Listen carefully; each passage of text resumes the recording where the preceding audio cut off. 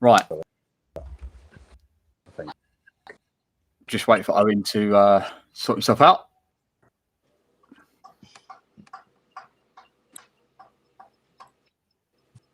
Cool angles. Here we go. Perfect. Okay. Excellent. Okay. Welcome back. Welcome back. Welcome back. We've been away for a little while.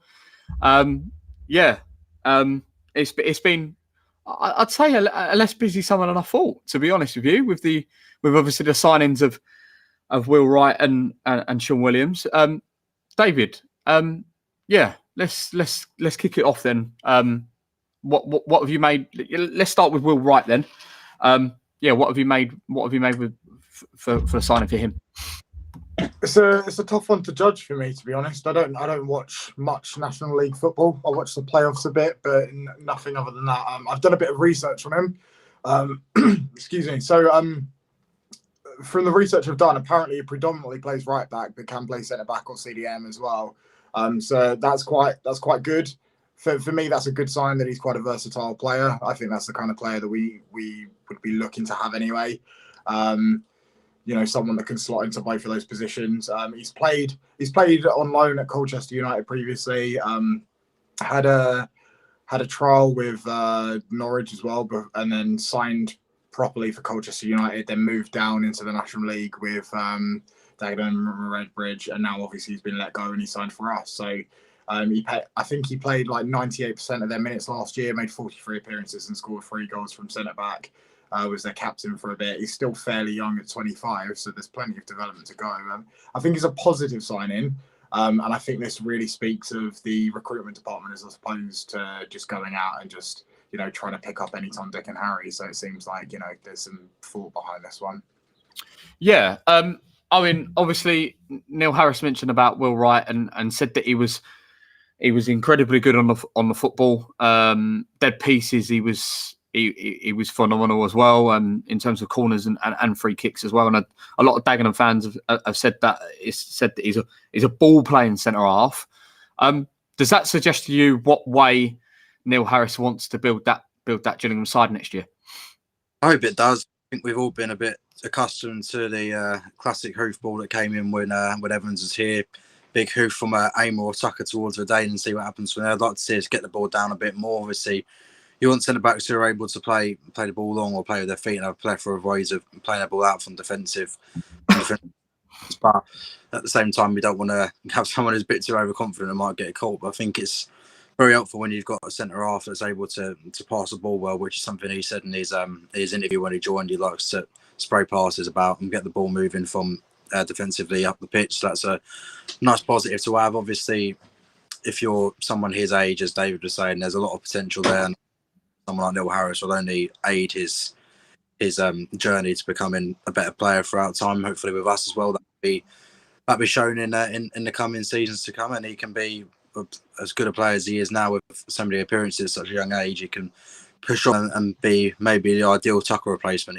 Even if he is a little bit older, he still will have that potential resale value due to his age. If he turns out to be of good use to us, maybe there's a hefty fee for us in the future. But hopefully, he does some good work with us before that, and we can see the best of him.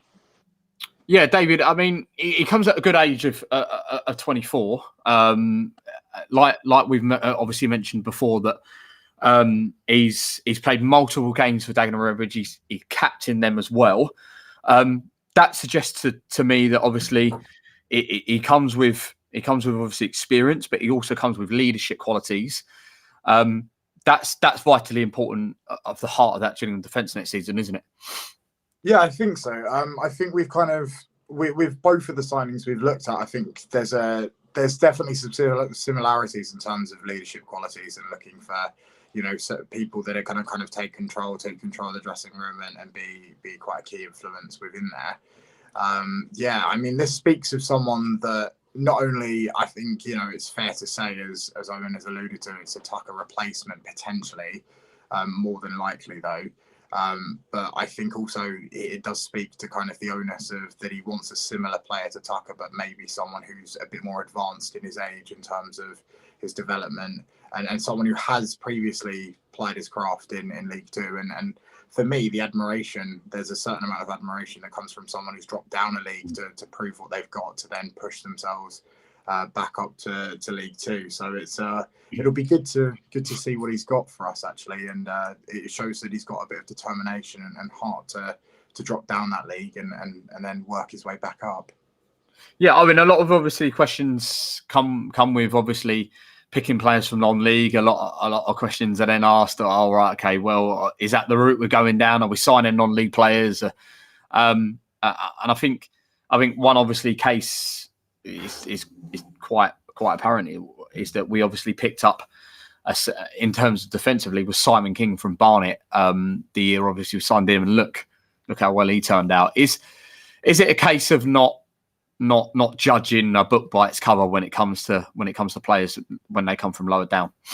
Well, it's interesting. I can't actually think of that many non-league players who've signed in recent years. I know. I'm sure one of you two will name me about 10 off the back of your head now, just from me saying that. But off the top of my head, I can't actually remember that many.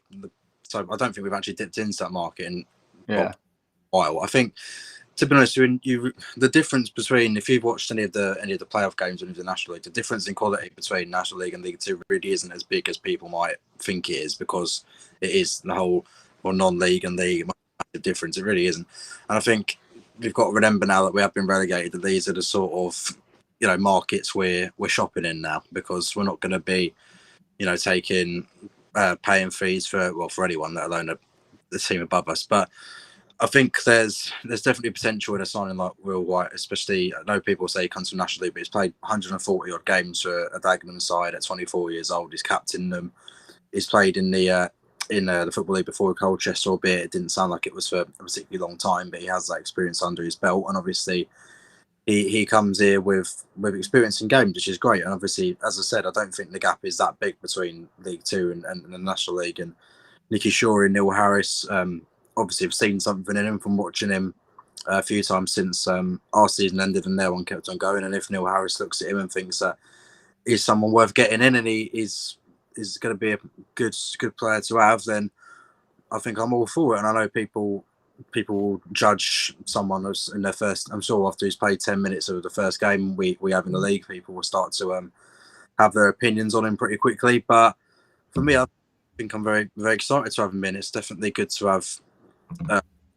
Who's young, he's already got a lot of experience at that age, and now this will be this biggest test that he's had, I suppose, because when he was at Colchester, he didn't have too much in terms of opportunities in the EFL. So this is a big opportunity for him, and hopefully a big player that we'll have this season. Yeah, David. Obviously, Neil Harris mentioned about. He did quite a good sit-down interview last week. It was about 12 or 13 minutes long with the Gills media team, and he mentioned about there might be some signings that will be young, then it will be experienced, then young, then experienced, and he likes to get that blend of youth and experience. How vital is that ahead going into the season, where we didn't have a lot of that last year? We had kind of bodies almost thrown together, and Evans was trying to see how many signings he could make. Just how important is it getting that blend? Well, I think it's vitally important. I mean, not only do you want youth and experience in terms of both ends of the spectrum, I think you need some kind of players in the middle as well. And I think we've got a few of those at the moment. But I think you do definitely need some youth. Whether that's signing for the academy or whether that's, bringing some younger players in. I think that's important, and I suppose we'll get onto the signing of one player on a permanent contract in that respect from the academy. But actually, then the other signing that we've also made is really important, because it's you need those experienced heads to help guide and mentor those younger players. But actually, you also need those younger players to kind of bring that fight and that hunger as well. And I think both. Multiple of those things are things that we kind of really lacked last season. We didn't really have too much fight and drive and push. So I think these are kind of definitely things that we need to instill. And I think, when you look at the kind of characteristics of the signings that are being made so far, you can certainly get an idea of what Harris is looking to build. And I think, it's becoming more and more obvious when we know that he's going to play in a 4-4-2. It gives us more of an idea about the kind of players that he's probably now looking to target moving forward and where we're going to go. Certainly some unexpected signings so far, but not signings that I'm particularly unpleased with. So, yeah. So you just mentioned there one of the signings, or one of the three, should we say? I guess you could class Bailey as kind of a signing on a professional contract, but one of the signings that wasn't at the football club last season is now at the football club, is ex-Millwall and Portsmouth defensive midfielder Sean Williams. Obviously played under Neil Harris before, and knows the Jules manager and how he works. Owen, I'll come to you first about Sean Williams. Obviously 35 years of age, but played just over 30 games for Portsmouth in League One last year. What are your thoughts on the signing? Yeah, very, very excited for it. He was one that I pinpointed in one of the episodes we did towards the back end of the season. So I'll take that one, although I did also have Carl Wooten on it as well, and he's just gone to Stockport. So one win, one else. But he's someone who, it was interesting in his interview. I don't know if either of you or anyone watching has listened to his interview after he signed. He actually mentioned about how Harris tried to get him in on a deadline day in January, but obviously, given he only had 6-7 hours, it wasn't possible to get it in.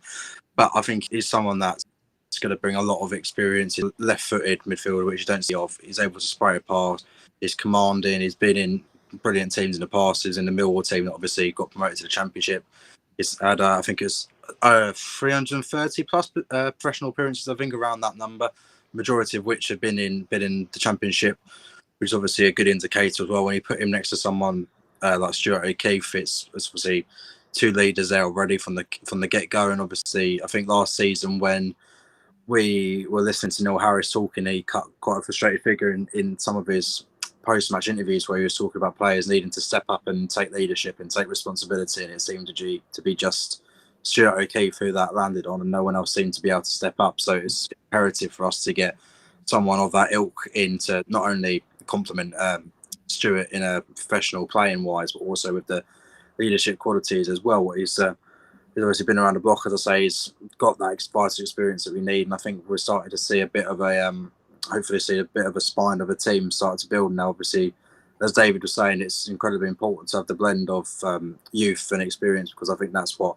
makes any good team as good as they can be. You look at our team that won League Two last time we were in there, the experienced heads of Dion Burton, Adam Barrett's, Danny Kedwell's, Andy Frampton's. These were players that had been there and done it and probably got us over the line in that year. And also we had the blend of experience with, Bradley Dack coming through and players like that. So it's a sign I'm very excited for. I'm sure he'll fit in well. We know what Neil Harris wants from him from experience, and I think it's going to be one of them where there might be games where we're struggling to get through, and having someone like that in the middle who's been there and done it might be the difference in those sort of games.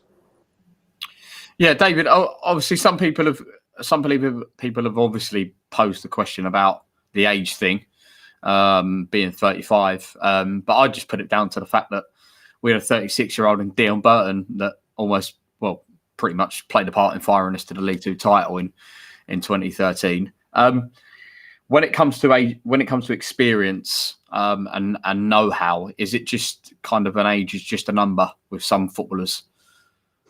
I mean, it can be. I think in this particular case, you can bring the whole age thing into the conversation, but I suppose you're only as old as you feel, aren't you? And I think he's still clearly fit enough. Last year he played 31 games in League One, which isn't a mammoth amount, but if he can be managed right, and Harris knows him, so he'll know how to manage him. I don't know whether they'd necessarily play him and O'Keefe in the same team as well. So it could be that he's sort of a rotation option for O'Keefe, which for me would make a lot of sense as well. That they can kind of both rotate. He'll get time here and there. But I think for me, the real importance of his signing is what he can offer off of the pitch, as well as that kind of on the pitch. I don't expect him to play every single game. He's played 31 in League One. Not for sure expecting them to. Yeah, I'm not expecting him to, as I said, not expecting him to play every single game. But I think what's really important is this is another player that can not only play centre mid, but he can play DM. He can also, he can do a job in centre back as well. So I think, we're seeing a lot of characteristics here where we're looking at players that have got leadership qualities, versatile with a few different positions and have a bit about them, really. For me, this is something of a coup. Actually, we've got a player. Sure, he's 35, but he's a left-footed player that was playing in League One last year. We're now in League Two, and it just shows the pulling power of Harris and some of his connections, doesn't it? Really. Yeah, and we did say that in towards the back end of the season where, certainly in our last episode that once we've been relegated that I think some of the signings that we end up making this summer will be down to the fact that Neil Harris is our manager. David obviously raises a very, very good point about Stuart O'Keefe and Sean Williams. We obviously want to see them play together, and they are two massive leaders in our football team. But the fact of the matter is that we're going to need legs around them, aren't we? We can't obviously. It depends, obviously, if Harris ends up going for a 4-3-3, which he might well do. He might play a 3. We're going to need legs. If he goes for a 4-4-2, it's going to be risky playing them together, isn't it? Yeah, it will be. We need some youth around. Obviously, my mind goes to them playing together straight away because we haven't got many midfielders available right now. And it's only the second signing we've made. I think we need young legs around them. I hear Ben Thompson's quite a decent little player, so maybe that's someone we can at this window. Who hasn't signed for a new club, by the way. So I know Harris did say we're still having negotiations, so maybe the more that drags along, the more positive it might be in terms of an outlook. But yeah, we're gonna need younger players around him. Obviously, we're gonna need players to complement each other. I can't, think of players off the top of my head who I might want to bring in that sense other than Ben Thompson. I think when we've only signed 2 players, there's obviously a lot more to come. And, maybe there'll be another full Millwall link that will turn up. Although if there was one that I would want, I'd look towards Aidan O'Brien, who I know he's not a midfielder as such, but he's been subject of a lot of Portsmouth fans trying to get him to sign a new deal, but their board manager don't seem too convinced. Maybe we could potentially nip in on that. He's not a League Two player, I know. Maybe I'm just thinking a bit pie in the sky, but that would be one I'd be interested in. But yeah, I don't think they'll play together all season. I think, as David says, there will probably be more chop and change than next to each other. It just depends on who we bring in. But as me and James were mentioning on the way here, pre-season starts, I think, next Wednesday or next Thursday or something like that. So around 10 days' time from now. So obviously, given the lack of players we've got the 7 who are under contract but might not be here come the start of the season. And then I suppose we're going to have Tucker here, maybe not for that long because his contract's up in beginning of July, but he might be here might do pre-season here until he finds a club. But we're going to need bodies. So I expect hopefully an influx of players this week, next week, and then might have a more gradual idea of where we're at in terms of players and positions available. David, finally, obviously on the players that weren't under contract but are now are. Bailey Akehurst obviously signed his first professional contract with the football club. Obviously, firstly, congratulations, Bailey. He featured a number of times for the first team, certainly under Evans. I know he come on against Sunderland under Harris at the back end of the season as well. Just give us your initial thoughts on Bailey signing the contract. I think it's a promising signing. But equally, I think we've got to be a little bit tentative here. Obviously, he was in and around the first team last year. So for me, I would have assumed that when you're kind of in that space, that's when you start to be in your breakout year, maybe making some more appearances off the bench. So I was a little disappointed about how much he actually featured last year.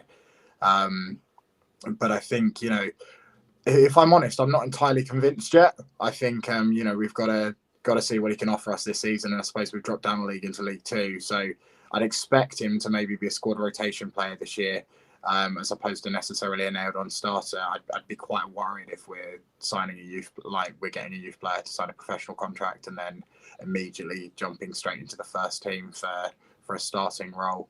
But I don't think that's the kind of way Harris would be directing anyway, unless he has some sort of ridiculous pre-season that none of us are expecting. But I think it's a positive signing that we're signing from the academy, and actually a lot of fans will probably dislike it because it's not a big star, but at the same time, we've been talking for years about how, we need to live within our means, and part of that is about developing our own players and developing our own academy players. Jack Tucker took a bit of time to blood in, and I'm sure Akehurst will be no different. It'll take him some time. We'll find out this year whether he's good enough or not in a lower division. Yeah, I mean, David raises a good point, isn't it? Is that we've been mentioning him for years about it's about time a manager actually uses our academy and actually looks within. We've seen numerous of times our academy has flourished. Obviously, Tucker coming through, Bradley Dack coming through, Matt Jarvis coming through. You could just carry on naming them, the players, Jake Hessenthaler, the ones that have come through and actually featured for the first team. It is actually nice to see a manager believing in our academy and believing in the talent that is in it. Yeah, I mean, he did get rid of two of them, to be fair. Stittal and Lintott. I wasn't too convinced about Stittal, to be honest. I think that was the right decision. I would have liked to have seen Harvey Lintott get another deal, considering we don't have any right backs. I thought he was someone who was quite impressive. But yeah, it's good to see. We have Josh Chambers as well. He has yet to sign a new contract. From what I hear and what I understand, he potentially might not be doing that. He might be heading elsewhere. But I think it's good to get players out there. I think he's very keen when he came in to talk about the infrastructure of the club needs improving, and he mentioned the youth team and that and the youth setup and getting more out of it than perhaps other managers or have been able to do in recent years. Perhaps it's been a bit neglected in that sense, but obviously there's talent all around. You just need to make sure you've got the right people in there developing it and then seeing where it could end up. So obviously Bailey, I agree with David. I'm not sure I expect him to be coming in and being a starter for the first game of the season, because at the minute it's just him and Titonda, isn't it, in terms of left back? So I'd like us to bring another one in, because with all due respect, I don't really see either of them being starters for us next season. I'd like to think we can get another one in who's a ready-made starter for next season, but I have to wait and see on that. So Bailey, I'm sure he'll only get better under Neil, and hopefully he can have a good little season where he gets some minutes. Yeah, David. Obviously, we'll move on. We'll move on to obviously what Harris has been saying ahead of pre-season and bringing the players back and getting the blend right and he moaned a little bit about agents and things like that and they were mucking him around but he some of his quotes he was saying was that he noticed he was watching a lot of League Two games and National League games at the back end of the season and noticed that the teams up there in the top six were certainly in League Two were powerful, athletic, tall, and ready to kind of bully teams almost. But for the signings that he's made, they're both very technical signings, where they're ball playing players and they're going to get the ball down and be technical with it. Do you think that Harris is going to, looking at the signings, going to maybe go the other way, where instead of getting kind of caught into the battle of tall and powerful sides and athletic sides, he's going to try and maybe beat them on a technical part of it? It's a good question. I think at this point in time, we'd have to see a few more signings to fully know that. But I think given the players we've got, I'm not sure whether we've got the full capability to play in that way. I mean, I expect us to play. Typically, a Harris team in the past has played a 4-4-2 flat. So I'm expecting that sort of setup, but there's no reason why that couldn't be sort of a pressing. It tends to be quite a pressing 4-4-2 as well. So you've got to have quite naturally fit and energetic players as well. But I wouldn't be surprised if we get. I mean, obviously we have to get a few more bodies in anyway. But I would imagine that over the next week or so we'll probably have a number of signings. But alluding to what you mentioned a moment ago, I think, silly season comes around every year. You just don't necessarily hear too many managers talk about it, do you? Where, obviously contracts are coming to an end and sort of it's getting into that point perspective. But for me, it'll either be this week or it'll be the week of the, I think it's the 4th of July, that sort of week, because that'll be the week after all the contracts tend to end on the 30th of June. So that'll be the week I imagine that there'll be quite a few deals that are coming through or announced.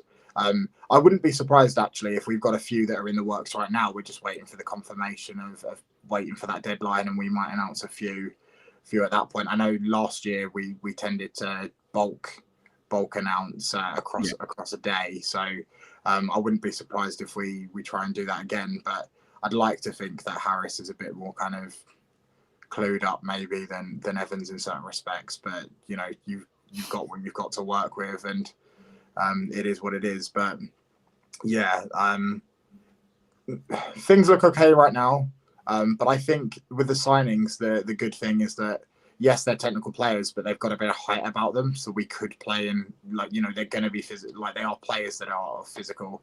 They are going to be battling. I don't think they're players that are going to particularly sit down and take it like some of the players we had last season did. So it's promising. But yeah, let's just see who else we choose to get in and what else happens, because it's hard to judge it on a minority of signings. Okay, we'll have to wait and see. Gents, thank you for this evening. Yeah, let's wait and see what Neil Harris brings in the next week or so. And yeah, obviously the boys are back to pre-season next week, so hopefully we'll have some more news. Yeah, thank you for joining us. You've been listening to the ME7 podcast as we are back for the 2022-23 season. All aboard the Neil Harris promotion train, maybe. Good evening.